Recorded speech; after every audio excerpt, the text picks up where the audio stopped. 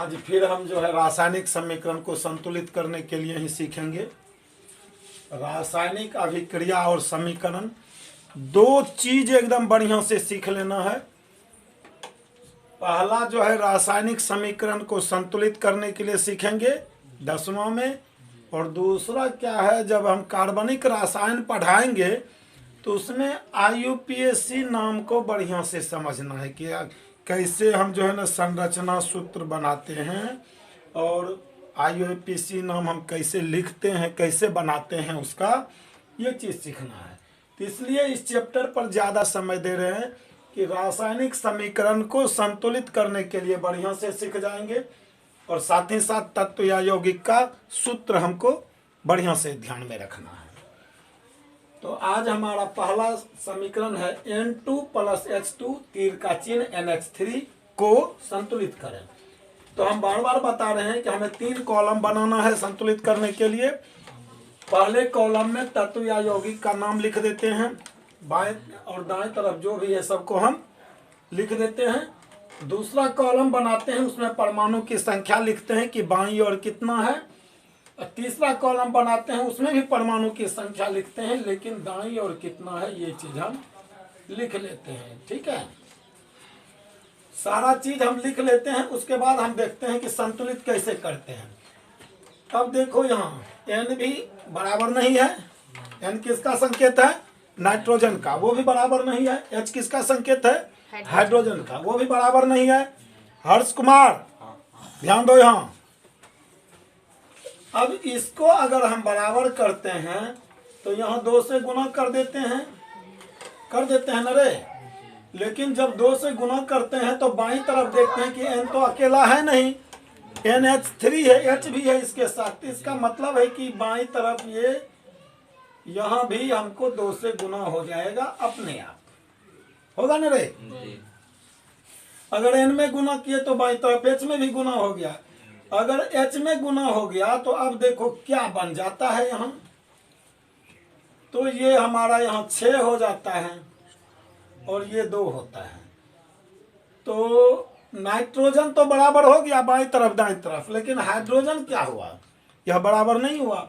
तो अब हाइड्रोजन तो यहाँ अकेला है, इसको 3 से गुना कर देते हैं तो ये भी हमारा 6 हो जाता है। समझ रहे हो ना? तो संतुलित समीकरण हो जाएगा N2 + 3H2 तीर का चिन्ह 2NH3। NH3 जो है वह अमोनिया का सूत्र है, H2 हाइड्रोजन का है, N2 नाइट्रोजन का है। ये गैसीय अवस्था में है, इसलिए 2 लिखा हुआ है, N2 है। नहीं तो नाइट्रोजन का संकेत N, हाइड्रोजन का संकेत H होता है। 2 जो दे दिए, यह दिखा रहा है कि यह दोनों क्या है? गैस है। समझा? दूसरा समीकरण देखते हैं। यहाँ है H2S + O2 तीर का चिन्ह H2O + SO2 को संतुलित करें। तो वही बनाए, 3 कॉलम बना लिए। पहले में तत्व या यौगिक का नाम दिए, दूसरे में परमाणु की संख्या किस तरफ? तीर चिन्ह के बाईं तरफ। तीसरा कॉलम जो बनाए, परमाणु की संख्या किस तरफ? तीर चिन्ह के दाईं तरफ। और तत्व क्या है? बाईं तरफ का हम देखते हैं। बाईं तरफ बोलते हैं तो इसका मतलब है कि तीर चिन्ह के बाईं तरफ, और दाईं तरफ बोलते हैं तो इसका मतलब क्या होता है? तीर चिन्ह के दाईं तरफ। तो बाईं तरफ H है, S है, O है, 3 तत्व है। यहाँ लिख दिए HSO। H किसका संकेत है? हाइड्रोजन का। S किसका संकेत है? सल्फर का।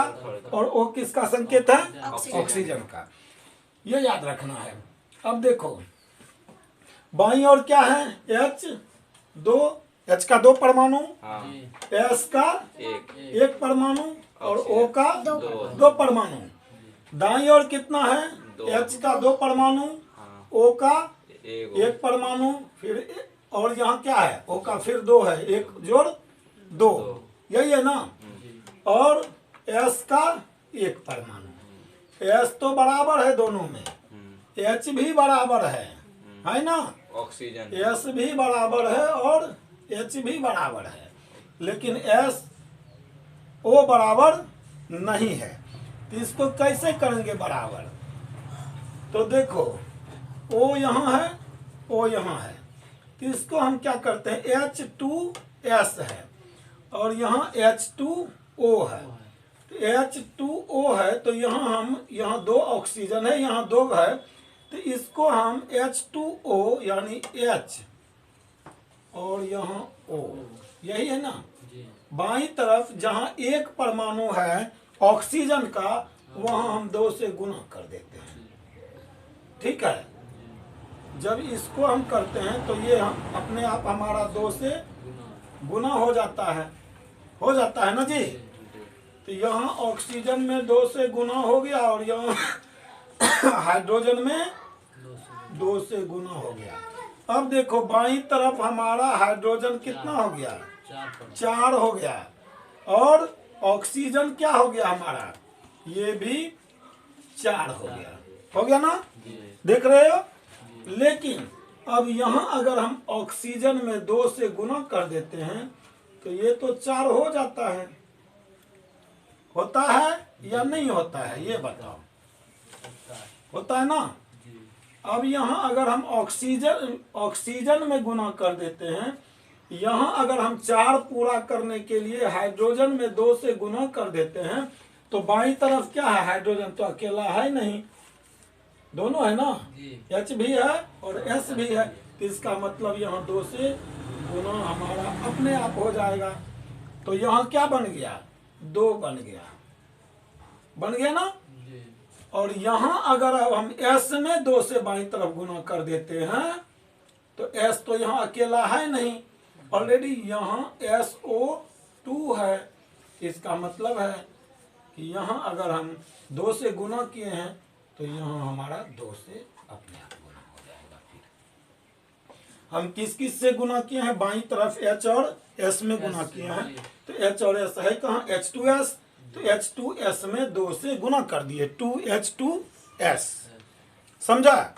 और क्या किए, O2 में, यहाँ O2 क्या हो गया, अब हमारा 6 बन गया, O कितना बन गया यहाँ, इसका मतलब है कि यहाँ क्या करना पड़ेगा, 3 से गुना कर देंगे, क्योंकि O तो हमारा बाईं तरफ अकेला है ना, 3 से गुना कर दिया। अब देखो 6 बराबर हो गया, सल्फर भी 2 यहाँ और 2 यहाँ हो गया बराबर, मिलाओ, हाइड्रोजन 2 दूना 4 और यहाँ भी 2 दूना 4, बराबर हुआ कि नहीं हुआ। तो H2S में 2 से गुना कर दिए, O2 में भी 3 से गुना कर दिए, और दाएं तरफ जो है हमारा क्या हुआ, H2O में गुना है, H2O में किससे गुना किए हैं, तो 2 से गुना कर दिए। फिर क्या है, SO2 में क्या गुना किए हैं, 2 से, S में भी 2 से और O में भी 2 से, तो 2SO2। समझ रहे हो बैलेंस कैसे कर रहे हैं। तो संतुलित समीकरण हो जाएगा 2H2S प्लस 3O2, तीर का चिन्ह 2H2O प्लस 2SO2। अब देखो H2S है हाइड्रोजन सल्फाइड, O2 है ऑक्सीजन गैस, H2O जल है, SO2 सल्फर डाई ऑक्साइड है, समझा। कोई सवाल यहाँ, कोई सवाल नहीं, तो लिखो, तुमको तो हीरो बन जाना है रे 10वीं में रासायन विज्ञान का, ठीक है। पहले रासायनिक अभिक्रिया और समीकरण जब समझ जाएगा तो समीकरण, तब तो रासायन विज्ञान का हीरो बन जाएगा तुम। तो समीकरण देखो फिर चल रहा है हमारा, K प्लस H2O, तीर का चिन्ह दे दिए, KOH दे दिए प्लस H2 करा, इसको संतुलित करो, तो कॉलम बना लिए 3 ठो तत्व या यौगिक, परमाणु की संख्या बाईं ओर, परमाणु की संख्या दाईं ओर, दोनों तरफ के परमाणु का मिलान करते, इधर कितना है, K बाईं ओर 1, दाईं ओर H, बाईं ओर 2, दाईं ओर 1 जोड़ 2, O बाईं ओर 1, दाईं ओर 1। अब देखो यहाँ करते क्या है, यहाँ जो है हमारा ऑक्सीजन 3 ठो हो जाता है, 1 जोड़ 2 3 ठो दाईं तरफ, यह तो बैलेंस नहीं, हाइड्रोजन 3 ठो हो जाता है दाईं तरफ, यह तो बैलेंस है नहीं, तो फिर करोगे क्या? तो यहाँ के अकेला है, ठीक है, के अकेला जैसे ही है तो के को हम कर देते हैं, यहाँ 3 ठो है तो यहाँ तो हमको 2 से गुना करना पड़ेगा। H को 2 से गुना कर दिए तो देखो यहाँ H तो अकेला है नहीं बाईं तरफ, H2O। तो इसका मतलब है कि यह गुना हमारा किस किस में हो जाएगा? H में भी और O में भी। इसका मतलब है कि यहाँ भी 2 से गुना हो गया, ठीक है। और O जो यहाँ अकेला है, यहाँ जब 2 से गुना कर दिए तो यहाँ भी 2 से गुना करना ही पड़ेगा, तभी तो बराबर होगा। लेकिन यहाँ जब हम O को 2 से गुना कर दिए तो यहाँ तीनों चीज है, के ओ एच, तो के में भी 2 से गुना हो गया और ओ में भी 2 से, यहाँ एक वाला में 2 से गुना हो गया और क्या हो गया? ओ में तो करिए दिए हैं यहाँ 2 से गुना ना, के ओ एच तीनों में हो गया। अब देखो यहाँ ये 4 हो गया, यहाँ ये 2 हो गया, यहाँ ये 2 हो गया, यहाँ भी 2 दूनी 4 हो गया, यहाँ भी 2 एकम। लेकिन अब पोटास का गड़बड़ा गया है, पोटेशियम का गड़बड़ा गया है। यहाँ 2 है और यहाँ 1 ही है, और हम देखते हैं कि बाईं तरफ तो के अकेला ही है, तो यहाँ भी 2 से। अब इसको समीकरण में बैठाते हैं तो हम बाईं तरफ क्या किए हैं? के को 2 से गुना किए हैं तो 2 के बन गया। अब H और O में भी 2 से गुना कर दिए हैं, यानी H2O में भी 2 से गुना हुआ है बाईं तरफ, तो यहाँ भी 2 H2O बन गया।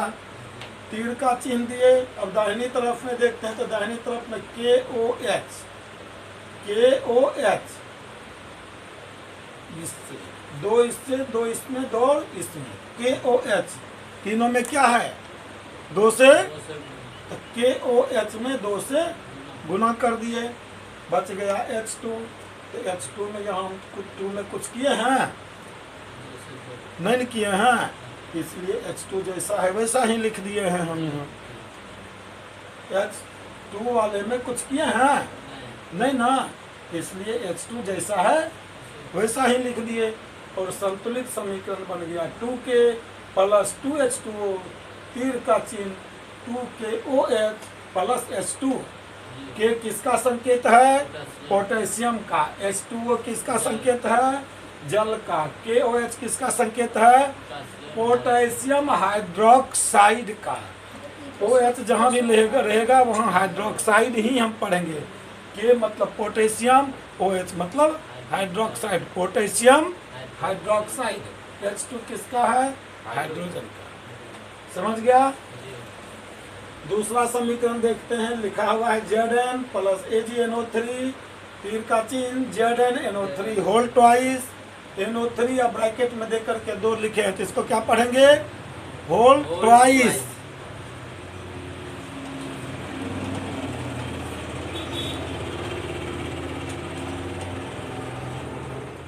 दूसरा समीकरण है Zn प्लस AgNO3, तीर का चिन्ह ZnNO3 whole twice plus Ag को संतुलित करें।